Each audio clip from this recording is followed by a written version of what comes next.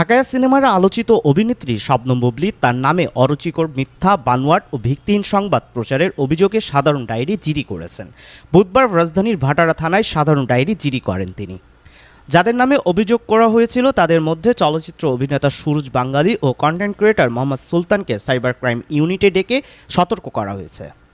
এর আগে সাধারণ ডায়েরিতে শবনম বুবলী বলেছেন, বেশ কিছুদিন যাবৎ কিছু ব্যক্তি অনলাইন পোর্টাল ও টিভি চ্যানেল তাদের নিজস্ব ফেসবুক ও ইউটিউব চ্যানেলে আমার নামে বিভিন্ন অরুচিকর, মিথ্যা ও বানোয়াট সংবাদ প্রচার করছে। এমন অবস্থায় বিষয়টি সাধারণ ডায়েরিভুক্ত করে রাখা একান্ত প্রয়োজন বলে মনে করছি।